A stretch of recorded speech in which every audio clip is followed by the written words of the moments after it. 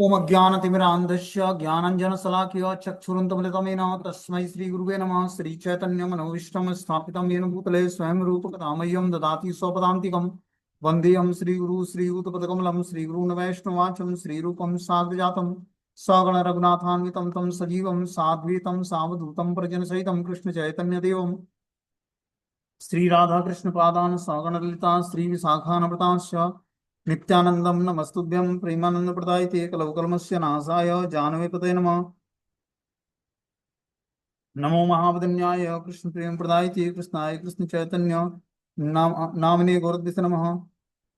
अनर्पित चरिचरात करुणावतीर्णो कलौ समर्पित उन्नत उज्ज्वल रस स्वभक्ति श्री हरिपुरुट सुंदर कदम्ब संदीपितम सुधा हृदय कंदरे स्मृत्वा सचिनंदनम संसार दुख जलदो पतितस्य कामा क्रोधादीन क्रम करे कवलीकृतस्य दुर्वासना निगडितस्य निराश्रयस्य चैतन्य चंद्रमं देहि पदावलंबम चैतन्य चंद्रमं हृदि कुंदम विगास्य मृद्यम विधेहि निज चिंतन वृंदरंगे किंचापरात्ति मृद पादामृतं सदय पाय दुर्गतम माम आजानुलंबित भुजो कनकावदातो संकीर्तने पितरो कमलायताक्षो विश्वम्बरो द्विवरो धर्मपालो वंदे जगत्प्रियकरा करुणावतारो नमस्ते काल सत्याय जगन्नाथाय सुताय च सभृत्याय सपुत्राय सकलत्राय ते नमः। अवतीर्णो साकरुण्यो परिच्छिन्नो सदीश्वर श्रीकृष्ण चैतन्य नित्यानंदो द्वय भ्रातरम भजे स जयतु विशुद्ध विक्रमं कनकाभ्यं कमलायतीक्ष्णं वरजाननं विलंबितम् खड्भुज बहुधा भक्तिरसाविनर्तकं जयतु जयतु देव कृष्ण चैतन्य चंद्रो जयतु जयतु कृत्यतस्य नित्या पवित्रम जयतु जयतु वृत्तस्य विश्वेशमूर्ति जयतु जयतु नृत्यत्व स्वरूपाभ्रियाणम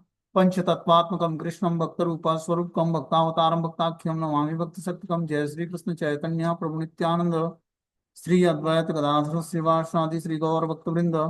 हरे कृष्ण कृष्ण कृष्ण हरे हरे हरे राम राम राम हरे हरे। इसमें आज हम लोग श्रीमद चैतन्य भागवत मध्य लीला सप्तम अध्याय और श्लोक संख्या प्यार संख्या 56 नंबर पढ़ना है। बोलते हैं, सुनिया विद्यानिधि बड़ा संतोष हिला परम गौरवे संभासी बारे लागिला। यह सुनकर विद्यानिधि को बड़ा संतोष हुआ, वे बड़े आदर के साथ उनसे वार्तालाप करने लगे। तो बता रहे हैं कि यह सुनकर विद्यानिधि को बड़ा संतोष हुआ कि वे बड़े आदर के साथ उनसे वार्तालाप करने लगे। क्या सुनकर? मुकुंद बोले कि इनका नाम श्री गदाधर है, ये भाग्यवान बचपन में ही संसार से विरक्त हो गए। व्यवहार में ये माधव मिश्र के पुत्र कहे जाते हैं। यह सब वैष्णव इनसे प्रीति करते हैं, ये भक्ति पथ में आसक्त हैं, एक भक्तों का ही संग करते हैं एवं भक्तों का संग करते हैं। ये आपका नाम सुनकर आपके दर्शन के लिए आए हैं।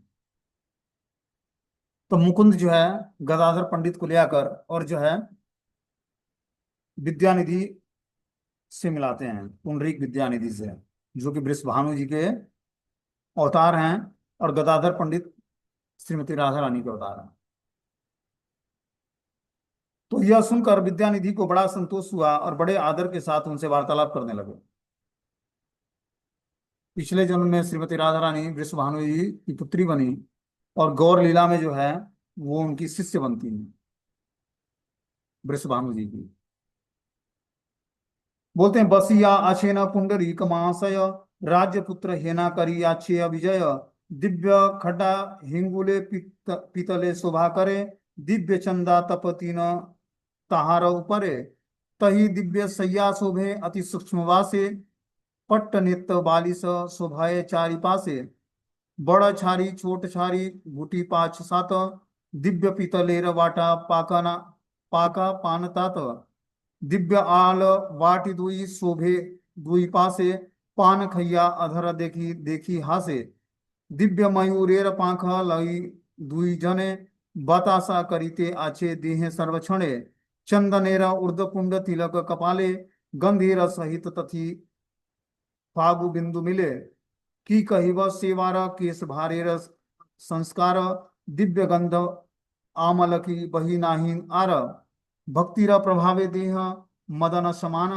ये ना चीने तार है राजपुत्र ज्ञान समुखे विचित्र एक दोला साहवान विषयीर प्राय इन व्यवहार संस्थान। तो यहाँ पर पुंडरीक विद्यानिधि के शारीरिक बनावट का वर्णन किया गया। बोलते हैं, पुंडरीक महाशय ऐसे विराजमान थे जैसे कोई राजकुमार पधारे हों। हिंगूल और पीतल से निर्मित सुंदर पलंग शोभायमान था, उसके ऊपर 3 सुंदर 14वें तने हुए थे। पलंग के ऊपर अति महीन वस्त्रों की सुंदर सेज सजी हुई थी। चारों ओर रेशमी वस्त्र के तकिए शोभा दे रहे थे। 5-7 छोटे बड़े जल पात्र रखे हुए थे। पीतल का एक सुंदर पानदान रखा हुआ था। पलंग के दोनों ओर दो सुंदर पिगदानियां शोभा दे रही थी। वे पान चबा रहे थे और होठों को देख देख कर हंस रहे थे। दो सेवक सुंदर मोर पंखों से बने पंखों से निरंतर उनको हवा कर रहे थे। ललाट पर चंद्र का ऊर्ध्वपुंड तिलक था, जिस पर सुगंधित युक्त लाल अबीर की बिंदु शोभा दे रही थी। उनके सजे संवरे हुए केसों की शोभा को तो कहना ही क्या है। उनमें दिव्य गंध युक्त आंवले के अतिरिक्त और कुछ भी नहीं था। भक्ति के प्रभाव से उनका देह मदन कामदेव के समान दिखाई दे रहा था। जो व्यक्ति उन्हें पहचानते नहीं थे वे उन्हें राजकुमार की ही समझ रहे थे। सामने एक विचित्र डोला पालकी रखा हुआ था। उनके व्यवहार में आने वाला सब साज सामग्री विषयी लोगों का सा था। दिव्य घंटा, सुंदर ऊंचा पलंग, हिंगूल पारद, बहुल्य मिश्र धातु विशेष, रज्जन द्रव्य विशेष पीतल से बना हुआ था। पट्टनेत्र रेशमी वस्त्र से बने हुए थे। और आगे बता रहे हैं कि दिव्य गंध आमलाकी तेल से मिला मस्तक पर लगाए जाने वाला एक सुगंधित मसाला था। जो बालों को पर लगाया गया था मसाला था, वो दिव्य गंध और आमलिका जो आंवला होता है उसके तेल से मिश्रित होकर मस्तक पर एक मसाला की तरह कोई गंध लगाया गया था। इस तरह से वो पूरे पूर्ण रूपेण जो है राजसी भाव में बिस्तर पर लेटे हुए थे। बिस्तर को हमने बताया कि जो है पलंग के दोनों ओर दो सुंदर, पलंग के ऊपर अति महीन वस्त्रों से सुंदर सेज बनाया गया था। चारों ओर रेशमी वस्त्र और तकिए शोभा दे रहे थे। 5-7 छोटे बड़े जलपात्र रखे हुए थे। पीतल का एक सुंदर पिगदानी रखा हुआ था और पानदान रखा हुआ था, जो पानों से भरा हुआ था। वो पान खा रहे थे और पिगदानी में थूक रहे थे और होठों को देख देख कर हंस रहे थे। अब ऐसे भक्त के पास गदाधर पंडित जी जाते हैं। गदाधर पंडित जब अपने पुंडरीक विद्यानिधि को देखते हैं तो उनको आश्चर्य होता है कि ये कैसे वैष्णव है, जो रेशमी जो है सोने और पीतल से निर्मित पलंग है, हिंगूल और पीतल से निर्मित सुंदर पलंग पर शोभायमान दे रहा था। सुंदर 3 तने हुए उसमें चदुवे लगे थे। पलंग के ऊपर अति महीन वस्त्रों से सुसज्जित सैया थी और चारों ओर रेशमी वस्त्र के तकिए शोभा दे रहे। देखिया विषय रूप देव गदाधर, संदेह विशेष किछु जन्मिला अंतर। आजनम विरक्त गदाधर महाशय, विद्यानिधि प्रति कुछु जन्मिला संशय। भाल तो वैष्णव सब विषयी रवेश, दिव्य भोग दिव्य वास दिव्य गंधकेश। सुनिया तो भाल भक्ति आछिल यहाँ आछिल ए भक्ति सिंह गैला दर्शने। उनके इस विषयी रूप को देखकर गदाधर देव के मन में कुछ विशेष संदेह उत्पन्न हो गया। गदाधर महाशय जन्म से ही विरक्त साधु थे, अतः विद्यानिधि के प्रति उनके मन में इस विषय में कुछ शंका उत्पन्न हो गई कि क्या ये अच्छे वैष्णव हैं, क्योंकि इनकी सब वेशभूषा विषयी जनों की सी लगती है। दिव्य भोग दिव्य वस्त्र एवं दिव्य सुगंधित केश, इनका नाम सुनकर तो उनके प्रति बड़ी भक्ति उत्पन्न हुई थी, परंतु उनके प्रति जो भक्ति थी वह सब इनके दर्शन करने से चली गई है। तो गदाधर पंडित जब पुंडरीक विद्यानिधि नाम सुना उन्होंने, पुंडरीक मतलब साक्षात भगवान का नाम है पुंडरीकाक्ष, और विद्यानिधि मतलब जिसके पास विद्या का खजाना हो, भगवत विद्या का खजाना, उसको पुंडरीक विद्यानिधि बोलते हैं। तो गदाधर पंडित ने जब पुंडरीक विद्यानिधि का नाम सुना तो उनको लगा कि कोई महान वैष्णव संत होंगे जो प्रगाढ़ विद्वान होंगे भगवान की भक्ति में। लेकिन जब वो आकर मिलते हैं तो उनके दर्शन से उनकी सारी भक्ति चली गई, उनके बाह्य लक्षणों को देखकर। बोलते हैं पंडित गदाधर गोस्वामी बचपन से ही ब्रह्मचर्य का पालन और विलास की वस्तुओं से सब प्रकार से पृथक रहने को धर्म का रूप मानते थे।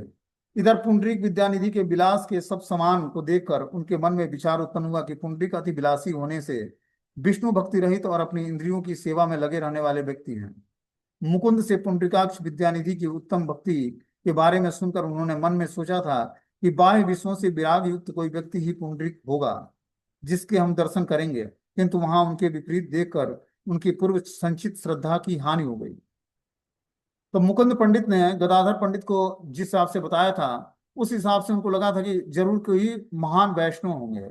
लेकिन जब आकर देखते हैं उनके बाह्य विषयों से विराग युक्त, वो तो ये सोचे थे कि कोई बाह्य विषयों से विराग युक्त कोई महापुरुष होगा, पुंडरीक विद्यानिधि।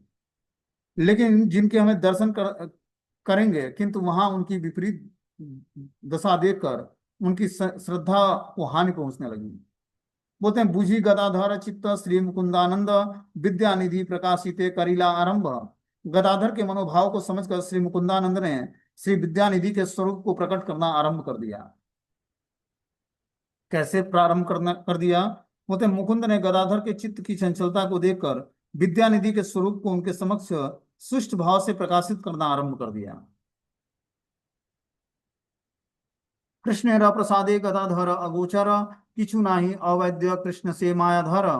कृष्ण की कृपा से गदाधर के लिए कुछ भी अगोचर नहीं था, वे सब कुछ जानते थे, तथापि मायाधारी कृष्ण की यह एक लीला थी। कृष्ण मायाधीश हैं, वे माया के प्रकाश में साधारण जन के बोध को नष्ट करने में समर्थ हैं। वे कृष्ण गदाधर के प्रति श्रद्धा सुप्रसन्न थे, इसलिए गदाधर भगवत कृपा से सब कुछ जानते थे। बता रहे हैं कि कृष्ण की कृपा से गदाधर के लिए कुछ भी अगोचर नहीं था, वे सब कुछ जानने वाले थे। तथापि मायाधारी कृष्ण की यह एक बहुत बड़ी लीला थी कि गदाधर पंडित का पुंडरीक विद्यानिधि के साथ मिलना, आगे जाकर यही गदाधर पंडित को शिष्य, गदाधर पंडित अपने को शिष्य के रूप में, उनको अपने गुरु के रूप में स्वीकार करते हैं, पुंडरीक विद्यानिधि जी को। बोलते हैं, कृष्ण मायाधीश हैं, वे माया के प्रकाश में साधारण जन के बोध को नष्ट करने में समर्थ हैं। वे कृष्ण गदाधर के प्रति सदा सुप्रसन्न थे, इसलिए गदाधर भगवत कृपा से सब कुछ जानते थे। मुकुंद सुस्वर बड़ा कृष्णेरा गायन, पढ़ी लेना श्लोक भक्ति महिमा वर्णन। राक्षसी पुतना शिशु खाईते निर्दया, ईश्वरेरा बधिते गेला कालकूट लैया। तहारे वो मातृपद दिलेना ईश्वरे, ना भजे अबोध जीव हेना दयाले रे। मुकुंद का कंठ सुरीला था, वे श्री कृष्ण लीला के गान गायक थे। उन्होंने भक्ति महिमा सूचक एक श्लोक पढ़ा। बच्चों को खाने वाली एक बड़ी निर्दयी राक्षसी पूतना कालकूट विष अस्त्रों में लगाकर श्री कृष्ण को मारने को गई थी, परंतु उसको भी भगवान ने माता की पदवी दे दी। अहो, अबोध जीव ऐसे दयालु प्रभु को भी नहीं भजते हैं। तो इस प्रकार जो है, जब गदाधर पंडित के अंदर देखा कि पुंडरीक विद्यानिधि जी का दर्शन करके उनके अंदर भाव शुद्ध नहीं है उनके प्रति, तो उन्होंने अब सोचा कि मैं क्या करता हूँ, इनके वास्तविक स्वरूप को गदाधर जी को दिखाता हूँ। इस कारण से उन्होंने एक श्लोक का उच्चारण किया। बोलते हैं कि मुकुंद का कंठ सुरीला था, वे श्री कृष्ण की लीला के गायक थे। उन्होंने भक्ति महिमा सूचक एक श्लोक पढ़ा। बच्चों को खाने वाली एक बड़ी निर्दयी राक्षसी जो पूतना कहलाती थी, कालकूट विष अपने अस्त्रों में लगाकर श्री कृष्ण को मारने को गई थी, परंतु उसको भी भगवान ने माता की गति प्रदान करी। अहो, अबोध जीव ऐसे दयालु प्रभु को नहीं भजता है। जो किसी व्यक्ति के अमंगल की कामना करता है, तो वह उपद्रव पीड़ित व्यक्ति उसके बारे में जानने पर उसके प्रति हिंसा करने की चेष्टा करता है। कृष्ण ने मातृ स्वरूप में उपस्थित किंतु अपने को मारने की चेष्टा करने वाली पूतना को भी मुक्ति प्रदान किया। पूतना की तरह अपराध करने वाले को भी श्री कृष्ण उनके लिए उनके किए हुए कर्मों का सुफल प्रदान करते हैं। यह देखकर भी जो लोग दयालु कृष्ण के अनुग्रह की प्रार्थना नहीं करते, उन लोगों के लिए ग्रंथकार अनुताप करता है। उदाहरण की जो है, जो किसी व्यक्ति के अमंगल की कामना करता है, तो वह उपद्रव पीड़ित व्यक्ति उसके बारे में जानने के प्रति हिंसा करने की चेष्टा करता है। कि एक व्यक्ति जो है किसी दूसरे व्यक्ति की अमंगल की कामना करता है, वह उपद्रव पीड़ित व्यक्ति उसके बारे में जानने पर उसके प्रति हिंसा करने की चेष्टा करता है। कि जो उपद्रव सह रहा है, वो जानता है कि किसके कारण हमें कष्ट मिल रहा है, तो वो उसके प्रति हिंसा करने के लिए चेष्ट हो जाता है। कृष्ण के ने मातृ स्वरूप में उपस्थित किंतु अपने को मारने की चेष्टा करने वाली पूतना को भी मुक्ति प्रदान किया। पूतना की तरह अपराध करने वाले को भी श्री कृष्ण उनके ही किए हुए कर्मों का सुफल प्रदान करते हैं। यह देखकर भी जो दयालु कृष्ण के अनुग्रह की प्रार्थना नहीं करते, उन लोगों के लिए ग्रंथकार अनुताप करते हैं। यहाँ पर बता रहे हैं कि जो है, श्री कृष्ण उनके लिए उनके किए हुए कर्मों का सुफल प्रदान करते हैं। यह देखकर भी जो लोग दयालु कृष्ण के अनुग्रह की प्रार्थना नहीं करते, उन लोगों के प्रति ग्रंथकार अनुताप करते हैं।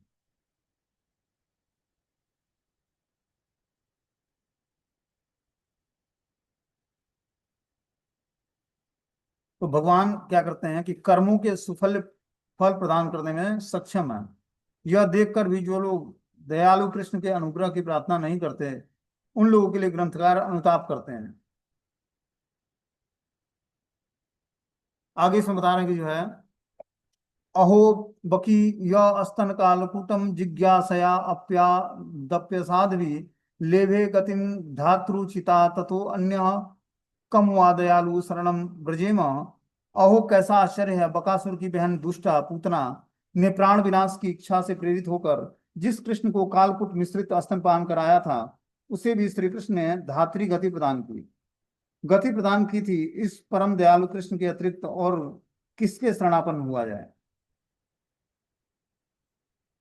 आगे इसमें बता रहे कि जो है, पूतना लोक बालग्नि राक्षसी रुद्रासना जिज्ञासयापि हरे स्तनम दत्वाप्य सदगतिम। पायनी एवं लोक शिशु घातिनी राक्षसी पूतना ने हनन करने की इच्छा से श्री कृष्ण को स्तनपान कराते हुए भी गोलोक की गति प्राप्त की थी। बता रहे हैं जो है, रक्त पायनी थी वो, मतलब रक्त चूसने वाली थी, और लोक शिशु घातिनी थी, पहले बच्चों को मारती फिर उसके रक्त चूस जाती। ऐसी राक्षसी पूतना के हनन करने की इच्छा से श्री कृष्ण को स्तनपान कराते हुए भी गोलोक की गति प्राप्त किए थे। आगे में इसमें बता रहे कि सुनी लेना मात्र भक्ति योगेर वर्णन विद्या निधि लागिले न करिते क्रंदन नयने अपूर्व बहे श्री आनंद धारा एन गंगा देवी हैला अवतार अश्रुकंप स्वेद मूर्छा पुलक हुंकार एक काले हैला सवार अवतार बोलो बोल बलि महा लागिला गर्जिते स्थिर हईते ना पारिला पड़िता बुझिते लाथी आर डेर घाते यते क संभार भागीला सकल रक्षा नाही करो आर कोथा गेला दिव्य वाटा दिव्य गुया पाना कोथा गेला झाड़ी आते कर जलपाना कोथाया पड़िया गिया सैया पाद घाते प्रेमावेश दिव्य वस्त्र चिरे दुई हाथे कोथा गेला सेवा दिव्य केसेर संसार संस्कार धुलाय लुटाय एर करे क्रंदना पार कृष्ण एर ठाकुर मोर कृष्ण मोर मोर प्राण मोर से करीला काष्ठ पाषाण समान अनु अनुपात करिया क्रांदते उच्च स्वरे मुझसे वंचित हिला हेन अवतारे महागड़ा गड़ी दिया ए पाड़े आछाया सबे मन भावे किबा चूर्ण हिला हाय हेन से हिला कंप भावे विकारे 10 जने धारी ले न धरिते ना पारे वस्त्र सैया झारी वाटी सकल संभार पदा घाते सब लोग गेला किछु नाही आर सेवक सकल एक करीला संवरण सकल रहित से व्यवहार धन्य यही मत कथ क्षण प्रेम प्रकाशिया आनंद मूर्छित हैया काथिला पड़िया तिलक मात्र धातु नाही सकल संसारे डूबी लेना विद्या निधि आनंद सागरे।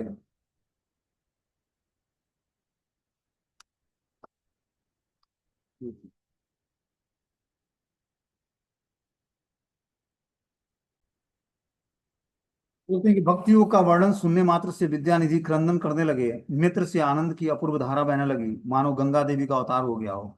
अश्रुकंप स्वेद मूर्छा पुलक हुंकार आदि सब सात्विक विकार एक ही समय उनके शरीर में प्रकट होने लगे।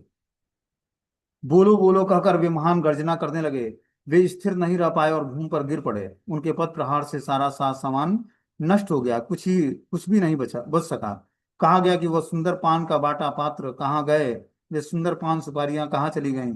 वह जल पात्र जिससे जल पीते थे, पाद घात से सैया कभी कहीं कहीं कहीं ना जा पड़ी। प्रेमावेश में दोनों हाथों से अपने सुंदर वस्त्रों को वे चीरने लगे। उन सुंदर केशों का संवारना कहाँ चला गया। अब तो वे धूल में लौट रहे हैं और बहुत ही क्रंदन कर रहे हैं। हे मेरे ठाकुर कृष्ण, हे मेरे प्राण कृष्ण, मुझे तुमने काष्ठ पाषाण के समान बना दिया है। इस प्रकार अनुताप करते हुए उच्च स्वर से रोने लगे और कहने लगे कि मेरे अवतार में भी मैं ही एक वंचित रह गया हूँ। भूमि पर लोटपोट होते हुए जब वे पछाड़ खाकर गिरे तो सब सोचने लगे कि कहीं इनकी हड्डी पसली तो चूर चूर नहीं हो गई। भाव विकारों से उनका शरीर ऐसे कांपने लगा कि 10 व्यक्तियों द्वारा पकड़े जाने पर भी उन्हें कोई पकड़ नहीं रख सकता था। पदाघात से वस्त्र, सैया, जलपात्र, बाटी सब कुछ नष्ट हो गया, कुछ भी नहीं बच सका। जिन व्यवहार की वस्तुओं को सेवकों ने भला लिया, बस वे ही बचे रहे। इस प्रकार कुछ समय तक प्रेम प्रकाश करके फिर वे आनंद से मूर्छित होकर गिर पड़े। उनको समस्त शरीरों में तिल भरा भी धातु नहीं लगा। विद्यानिधि संपूर्ण रूप से आनंद सागर में डूब गए।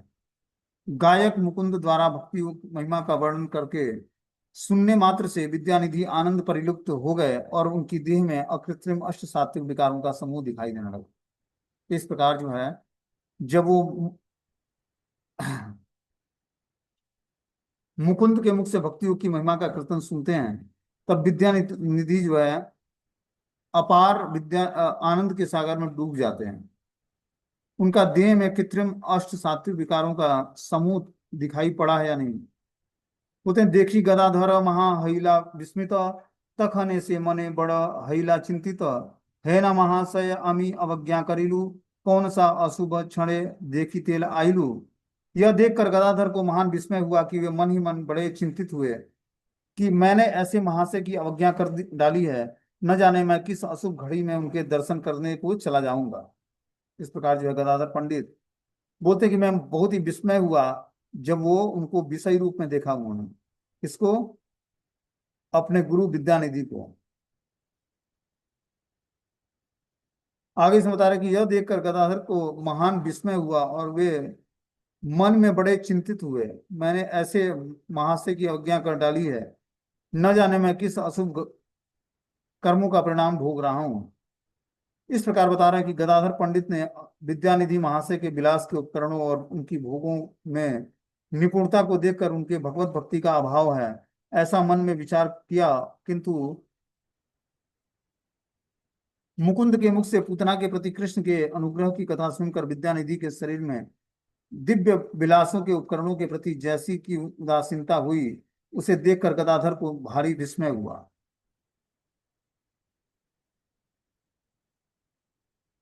तो इस प्रकार जो है आगे की स्टोरी हम लोग कल सुनेंगे। हरे कृष्ण।